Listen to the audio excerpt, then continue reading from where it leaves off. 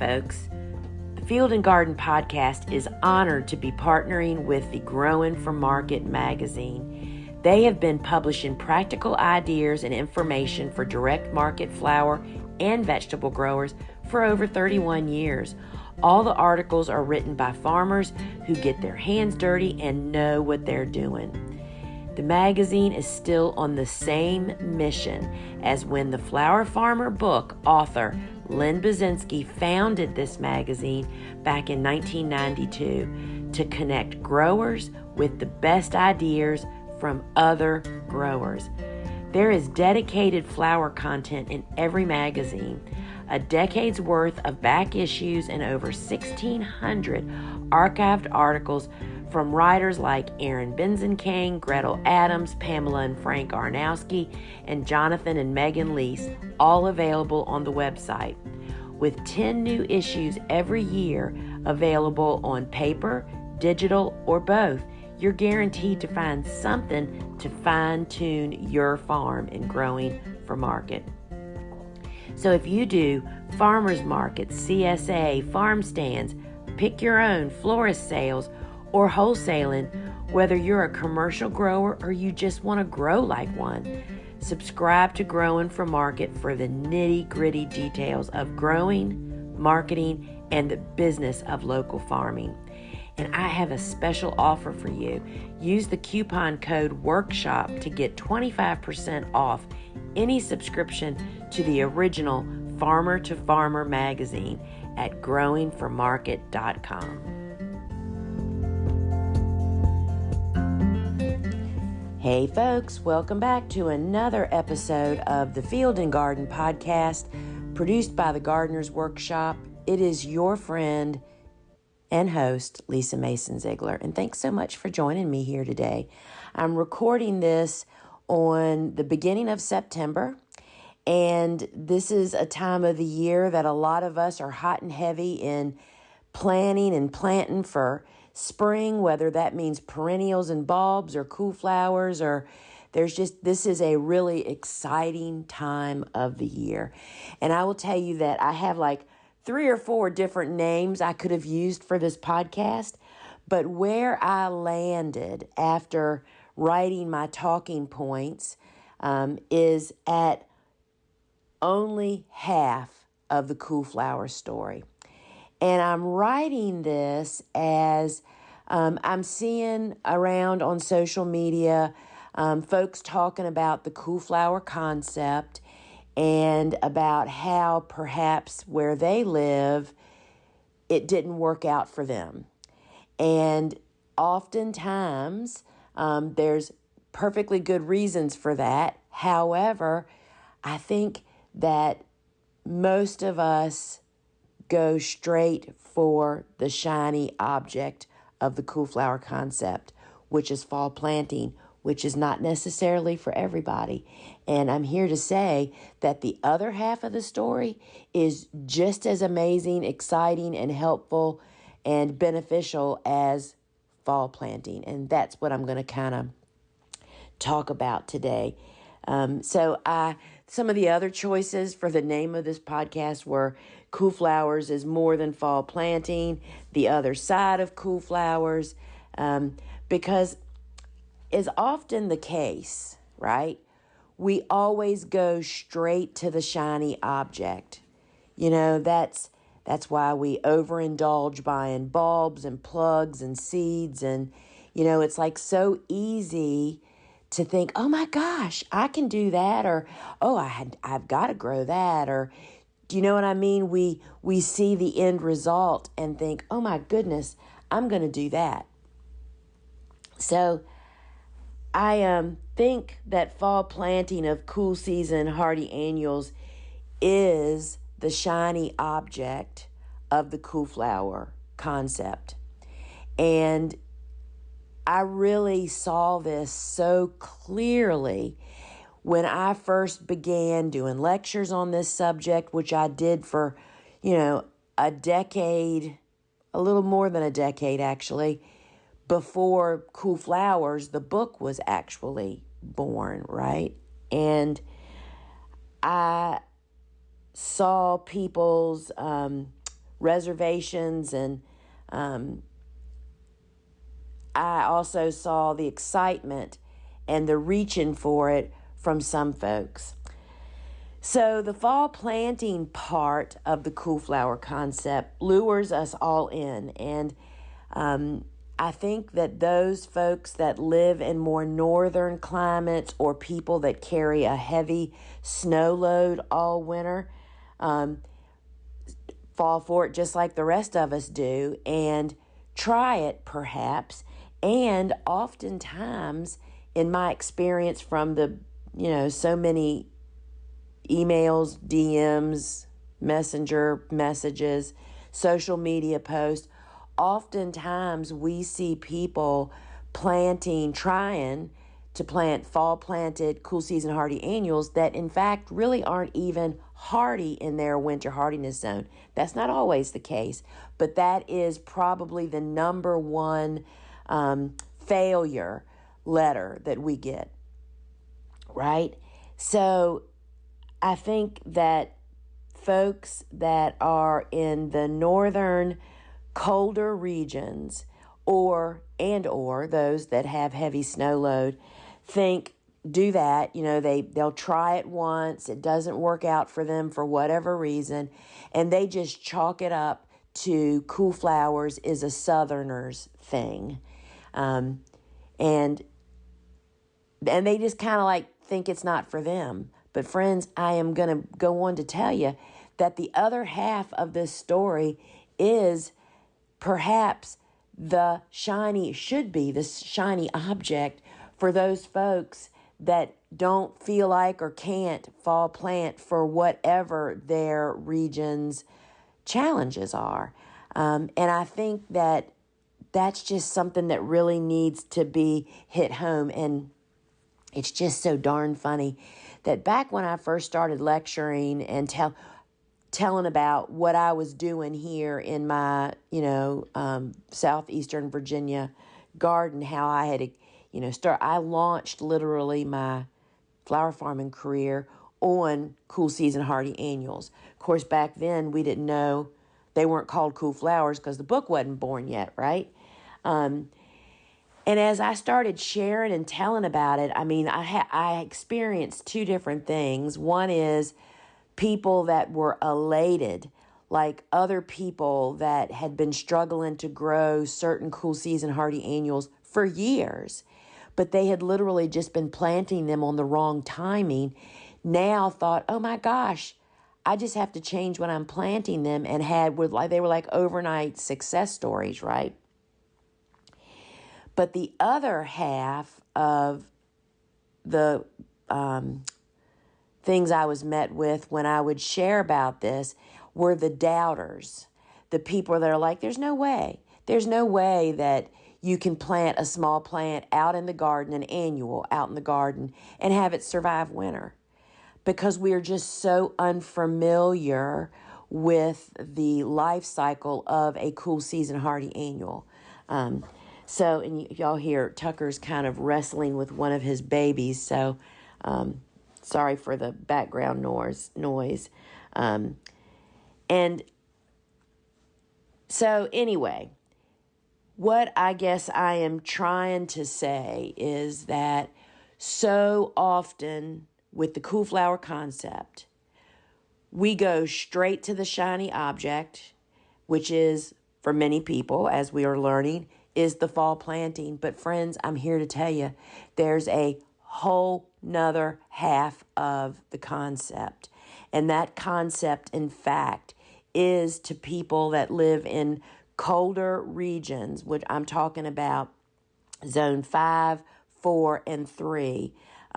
Zone 6 is like there are a lot of things that can be fall planted, but there is even more that fall on the other half of this story, which is the very early spring planting. And that's kind of what I wanted to highlight and share and just remind everybody about at this point in time. So I want to just take a moment and say, I do realize, this is the 1st of September of 2022. And in fact, the book Cool Flowers is not out of print, it's out of stock. The publisher is having a terrible time with his printing supplier. And the books have been out of stock on our store and even the big booksellers now for a couple of weeks. And it looks like it's going to be several weeks before the printing is actually shipped to him. And, nobody's crying over that worse than I am, right? But I am going to put in the show notes some resources to where you can actually get some help on the concept and how it works if you're new to Cool Flowers or if you don't have the book. And I will say there are lots of libraries that have the book, and Kindle is available, and I think an ebook version. So there are resources out there, but the resource on our website, thegardenersworkshop.com, over on the blog under the Cool Flower category is a post that is called the Cool Season Flower Chronicles. And that started out as a 5-video series of like all the frequently asked questions that I've gotten. It was like it's 5 videos that are 30 minutes or less that you can watch.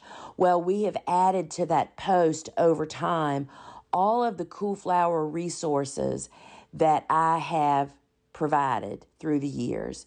And so we've kind of made that like the home base of the Cool Flower resources. So, and I'll put a link to it, or you can go to where I just directed you to. So you can get some help if you need to. The other thing I wanted to mention is my book, Vegetables Love Flowers, does have a section on, because the Vegetables Love Flowers is about a 3-season cutting garden, right? And it's about how having constant flower presence in a veggie patch is so beneficial to the veggie patch. And then the book is really about how to do that. There is a chapter on like 10 of the Cool Season Hardy Annuals that I guide you on growing. So it's kind of like the Cliff Notes to Cool Flowers, right? So you also have that. And so we will put in the show notes a link to the Cool Season Flower Chronicles and also to my book, Vegetables Love Flowers. I would really love to just share that with you. So back to the very early spring planting. So the rub is, for those of us that live where I where I do in the bottom half of the United States, I am actually zone 7B/8A. I live right on the border, and just depending on the year, it can go either way.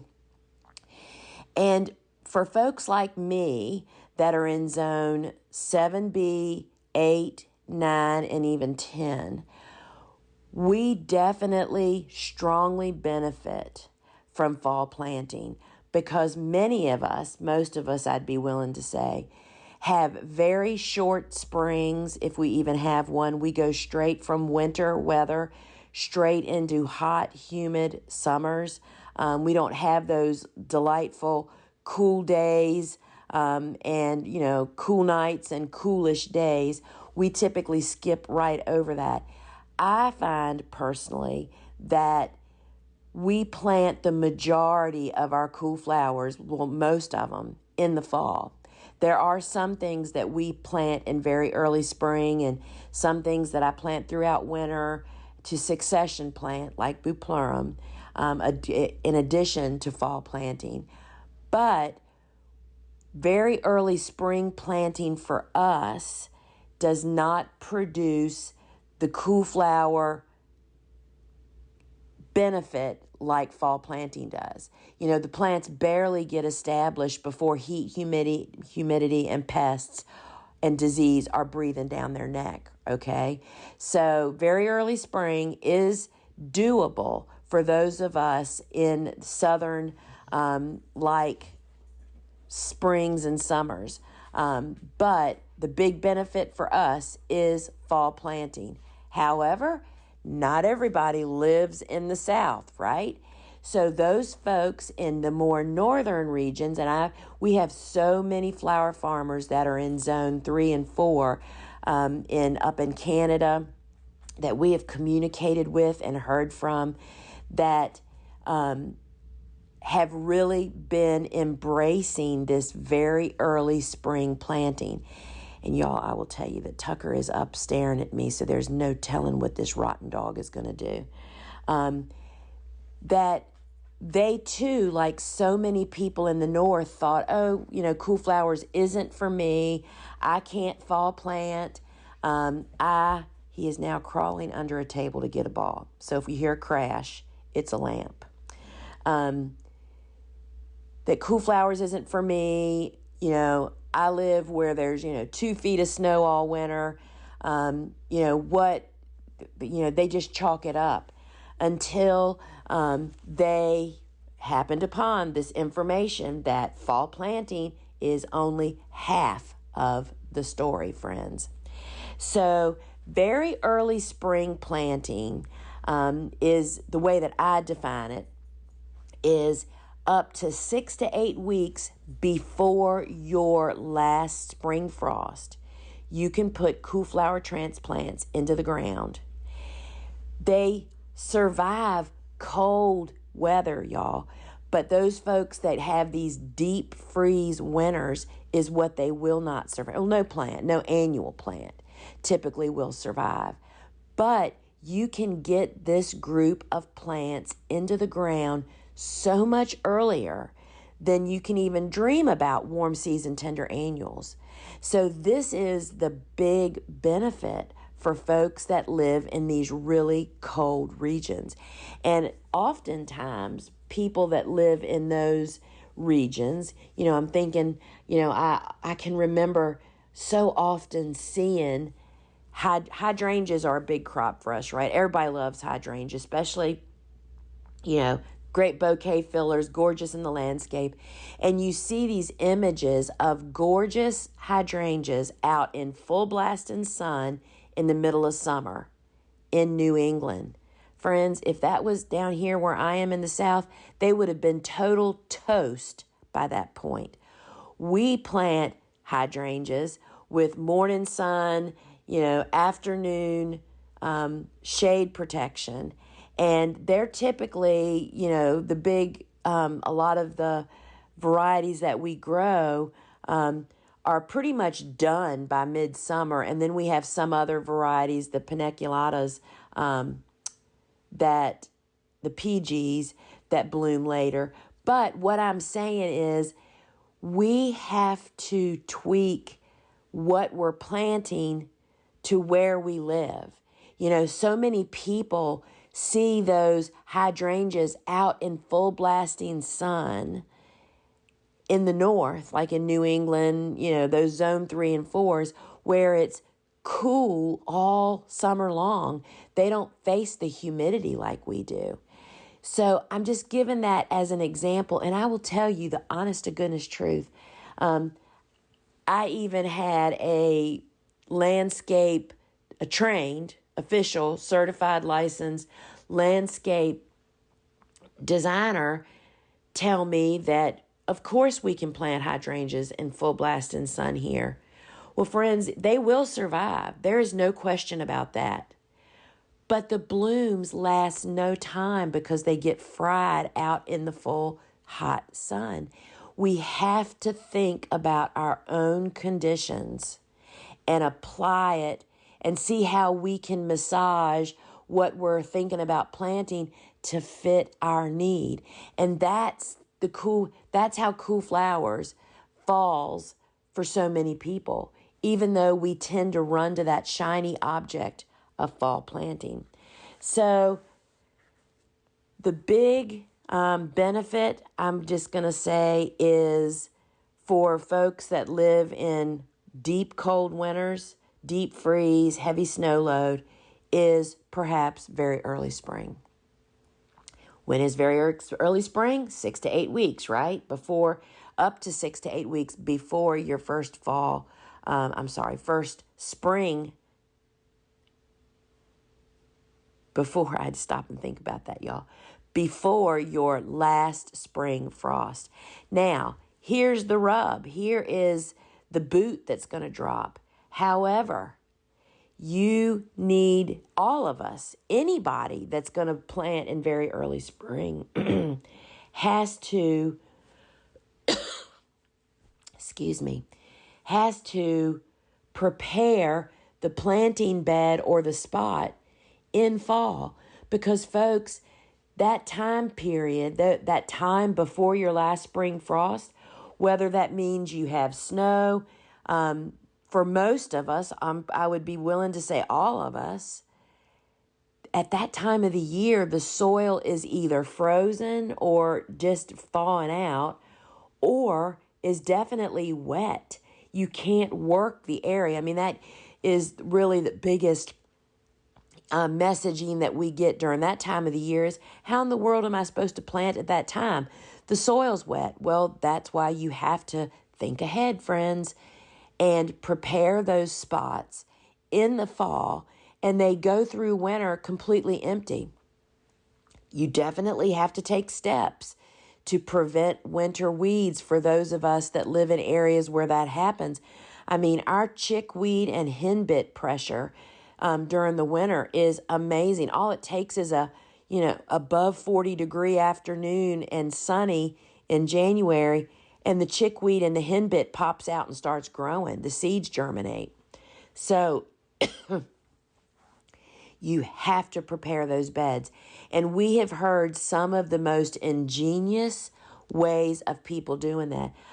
Up in in Alberta, Canada, there's some growers up there that I hear about from them that they prepare their spots, they silage tarp them, and then when they have snow on the ground, they put another silage tarp on top of the snow to melt the snow to get down to the silage tarp that is preserving their mulched and ready beds. And I mean, people do all kinds of amazing things, friends. You have to think out of the box. But this is really the call to people to say, where there's a will, there's a way.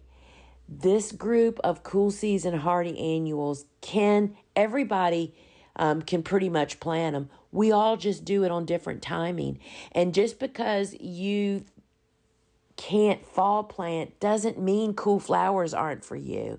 And then there's the sad stories that we get from people that, let's just say again, zones 3 and 4 and even 5 that try to fall plant and it doesn't work, and they just throw in the towel and feel like cool flowers aren't for them, and they may not be for them for fall planting.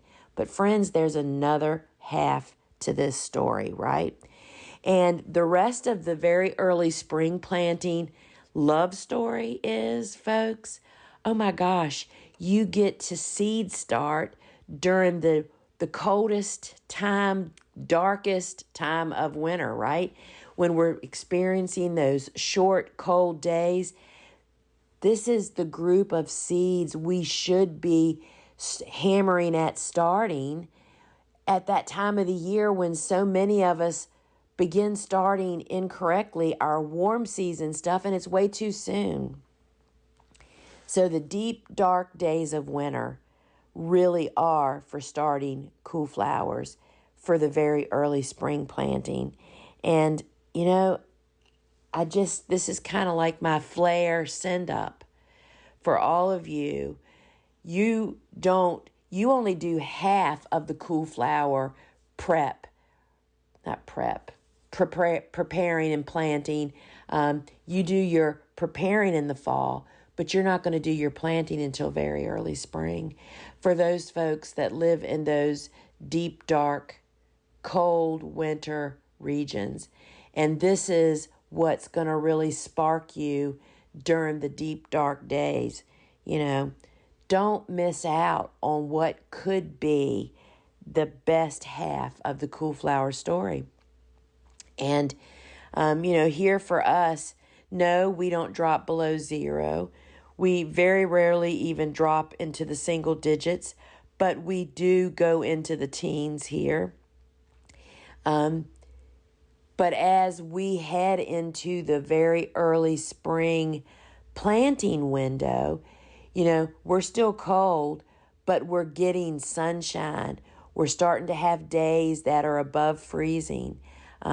Oftentimes when our window to plant the very early spring plantings, which that's when we plant all of our stock, all of our straw flowers, because neither of those do well fall planting here for us.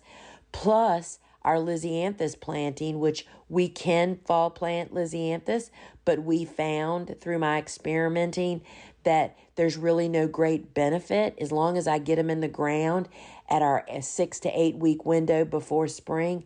But our beds are prepared, and oftentimes we have a little bit of snow. It's not uncommon for us to have snow on the ground during this window, and we literally have our beds prepared with the black side up Bio 360, which are done in the fall. They go through winter empty. They just sit there, right? And sometimes we're able, if we have a snow episode, we're able on a sunny afternoon to push broom the snow off the beds. Or you better believe I'm going to, sorry, y'all, I am losing my voice. I'm going to try, if I have heavy snow on my Bio 360 beds, when it's time for us to plant, you better believe I'm going to lay a silage tarp out with the black side up to melt that snow that's on top of my prepared beds. I mean, this is how we all get just such great sharing information. So friends, don't miss what could be the best half of the cool season hardy annual planting opportunity. Cool flowers is more than fall planting.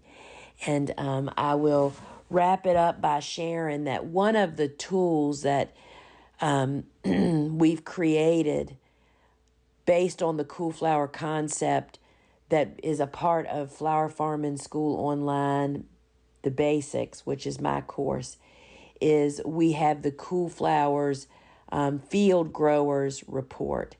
And this is a tool where my students can go in there and post what their experiences are with cool flowers by the different varieties. And what this is creating is this amazing database that my students can access. They can contribute, and they can access to read others' contributions. I can't even talk, y'all. And it's developing into such a great resource for students because there's just nothing available out there where you can actually do inputs based on what your experience is. I mean, and this is so useful for folks. This is how we're learning that people in Zone 6 have been fall planting bells of Ireland out in the field and having great success with using low tunnels on those times that they need it when they deep dive into winter. This is the only way we're going to do this is to come together as a community. And this is what we are just so pleased with, building the community of our students through our online courses. So friends, I hope this has kind of opened your eyes to that there's another half to the cool flower story, and there are ways to embrace this amazing group of flowers. Particularly, I mean, it's all about field growing, right? Because I am only a field grower. I don't have any hoop or greenhouses. There are ways to do it. And it's a way to add another layer, another flush of flowers, another way of doing it. When you bring the very early spring planting online for your farm, I mean, maybe you are a northern grower and you are growing perennials and bulbs and you have hoop houses and you have all these things. Very early spring planting of cool season hardy annuals brings you, it's not really it's not a succession of these flowers, but it's a succession of cash flow, friends. Think about, oh my goodness, this is bringing a whole nother thought process to me. Think about when you're embracing the whole cycle of cut flower farming, growing, whether you are just a field grower like me or you have all the pieces of the pie, the very early spring planting outdoors in a field can bring you a whole nother round of cash crop and without a big investment, right? I mean, seed starting is probably the most economical and efficient way to produce fast cash. I don't really mean fast. I guess I do mean fast. Fast cash flow with little investment.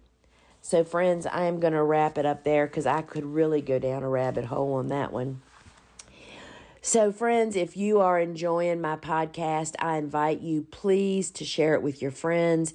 You can go to our website, go to the resources. All of the podcasts are right there. You can copy and paste the URL directly to the podcast there that any of your friends can listen to, or please drop us a review on the podcast app that you may listen to it on. That helps the podcast apps to show us to more potential listeners. And friends, we love bringing you all of these free resources. And folks, those free resources are funded by the Gardener's Workshop and what we offer over there. So if the day comes that you need tools, seeds, supplies, my books, and our online courses, if you need help finding your way to becoming a flower farmer, scaling being a flower farmer, or to just how to learn to start seeds or grow a little cut flower garden in your backyard, or your journey of cut flower growing, friends, we've got a whole library of courses over there. And those courses and that online garden shop are what fund all of these free resources. So we appreciate when you think of us, when you need tools, seeds, or supplies, or to learn a little more. All right, folks, till we meet again, ciao. All right, friends, I have another Lisa love note from one of my students, Marguerite, that you all just don't know how these notes fuel me to do more to help you. And I think sharing these successes with you help you to find your way if you're having a struggle in a certain area also. So she writes, "Thank you, Lisa, for all your wonderful advice. I've been selling bouquets here and there this year, but today made my first florist sale. My zinnias, straw flowers, and cosmos were picked at the proper development stage into clean buckets with CVB in, sorted into bunches of 10 with their heads even. I also brought flowers she didn't even ask for, and she bought everything. The florist also commented on how I presented them, how fresh they were, and wants more every week. She said she'd take all the dahlias I can bring. I'm so grateful for this class and all the wonderful support and advice given. Everything I've learned from you, Lisa, has been spot on, especially the huge confidence boost selling to professionals gave me." Friends, it's the little things that we don't know that I found skyrocketed my business, and that's what I'm sharing with you. And thank you for all of your sweet notes and reviews, because we read them all and I read them all. All right, friends.